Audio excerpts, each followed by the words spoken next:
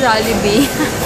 Hindi ako nakapag-vlog kanina kasi kala namin sasamahan namin si daddy niya sa staging lanes magpapagawa ng sasakyan.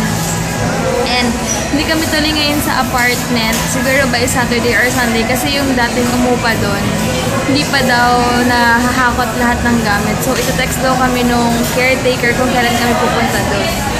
Ayun, yun lang. Kaya, yun lang. Dito bukas pala sale, 70% yung sale dito bukas. Kaya tingin ako ng ilaw kasi kulang pa ako sa vanity mirror ko ng 2 ilaw, diba?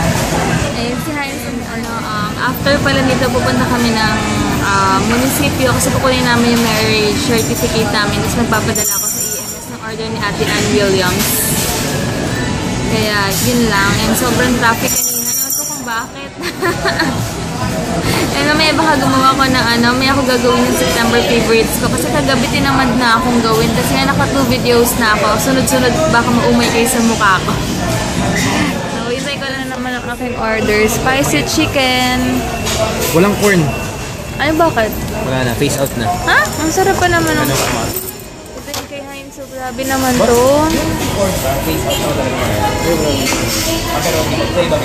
Grabe oh. Super heavy.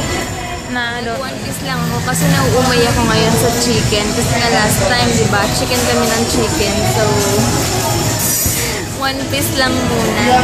Ay, ka muna sa kanila. Hey guys. So we're here sa aming favorite cheap place, Jollibee. And today, we're gonna be having our all-time favorite, the classic spicy chicken.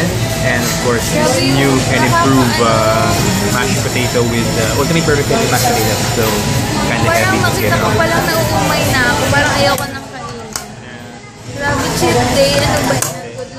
Sa bali bukas o-workout na lang namin. Kain guys! Kain ng Sunday.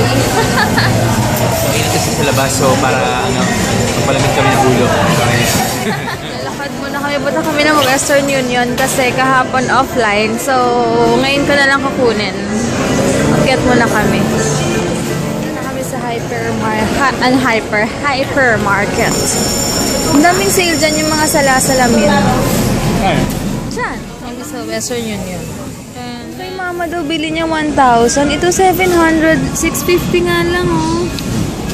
Ala. Non-stick yan. Puro yung lipstick ko. Wala akong dalang lipstick. Papunta na kaming munisipyo maya-maya. May titigan lang si Heinz ito ng gamit sa bahay. Sa munisipyo. Kunin namin yung marriage. Lakad na kami ah. Ganyan ka pang service lang. Oo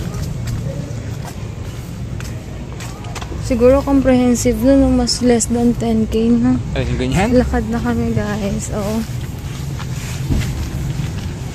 Medyo dun pa kami, mainit. Tapos EMS na kami last night.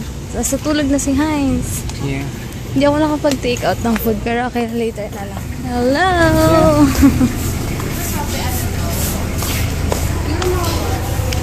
So mag-slurpee palamig. Slurpee? Puro ka matamis, Jel. Kakakain mo lang ng... Ikaw. Grabe to si Heinz. Ang takaw. Hanap na nila yung paper namin.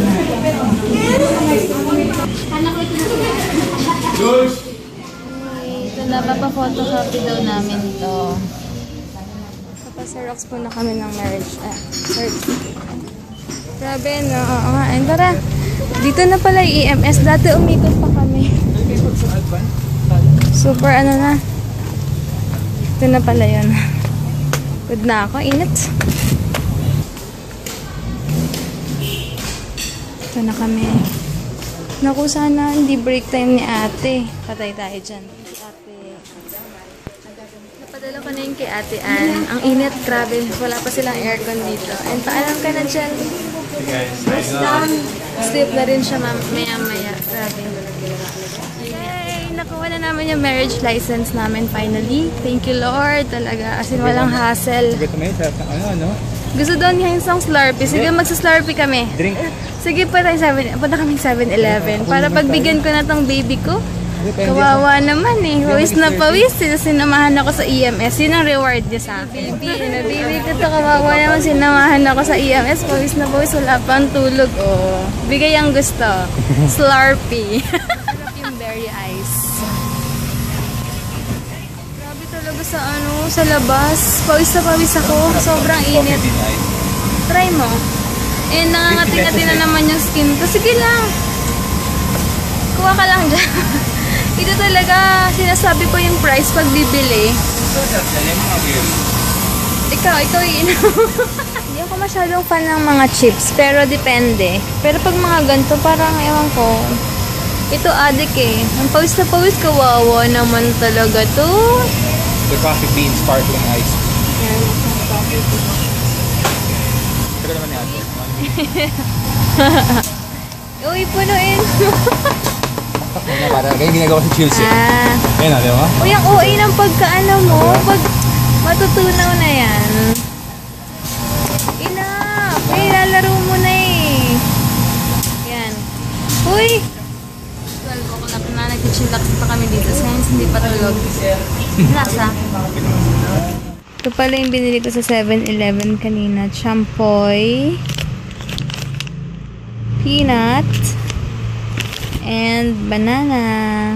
Kakain muna ako. Kaya napabili na ako ng lasagna. And with toasted bread and iced tea. Kain guys. Busog na ako at oily na ang mukha ko. Nag-ayos ako, nag-compute ako ng kung ano-ano kanina. Inayos ko yung mga listahan ng mga guest ko. Teka, parang sinisip mo na ako. Ay, teka lang. Kukwenta ako. Sabi ni Heinz kanina, nag-usap kaming dalawa. Nako, bigyan mo ako ng 3 to 6 months. Dadalawin at dadalawin ka lagi ni mama mo tsaka ng daddy mo. Dahil, titignan nila kung ano yung laman ng ref natin, kung napapakain ba kita, or kung nabibilan ba kita ng magandang gamit, ganyan sa loob-loob. Kung di naman ganun yung magulang ko. Kasi nga, di ba, isang anak lang ako. So, para nahihiya si Heinz na ayaw niyang maging, alam niya na, di ba? Parang ganun siya.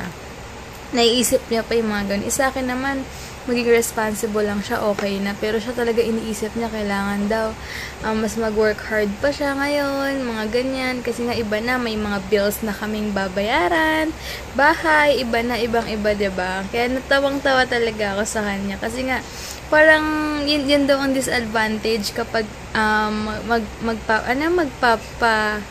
mapapangasawa niya is isang anak. Kasi nga, parang kailangan daw maayos yung buhay, parang ganyan. Pero hindi, mag-aaral na akong gusto ko rin matutong yung maglaba ko, ayoko nang ayaw din hanggang sa may katulong, kasi nga ever since, hindi ako naglalaba or what, pero, syempre ngayon, iba na may asawa ka na, kaya kailangan maging responsible na rin ako, diba guys? Kailangan, pag-aralan ko na rin maghugas ng pinggan, magluto, maglaba, parang ganun. So, we'll see. Pag andun na, babalitaan ko kayo kung may suggestion kayo or what. Open ako dyan. Sabihan niyo lang ako yung mga dapat kong gawin ba or mga hindi ko dapat gawin or what. Basta open ako sa mga ganyan, guys. Pero pagpasensyahan niyo na ako for first month namin, talagang mangangapa ako kasi iba yung buhay talaga na may asawa ka tsaka single ka dahil syempre dyan na magsa-start yung maglinis ka ng bahay, 'di ba? So, open ako sa mga suggestion nyo. Huwag kayong mag-alala, guys. Hindi ako ma-hurt or what. Basta para sa akin naman yun. Kaya matatanggap ko yun if ever na may gusto kayong sabihin or isuggest sa akin, ha? Kaya, yun lang. And baka tapusin ko na tong vlog ko dahil film na ako. Pero, tingnan natin. Hindi na kasi ako umalis dahil nga nag-ayos ako ng mga listahan at saka yung mga kailangan pang bayaran. So, yun lang. And, later na lang. Tingnan na lang natin. Guys, grabe naka-idlip ako kasi hindi ako naka-idlip kanina. Ang dami kong ginawa. Anyway, tapusin ko talaga yung vlog ko. Thank you so much for watching, guys. Basta, excited na ako this month din. Basta, marami ko yung i-share sa inyo. Soon. Sige guys, maya-maya mag-film na siguro ako. Sorry, sana hindi ako tamarin. Kakain muna ako ng banana ng corn. Bye guys! God bless!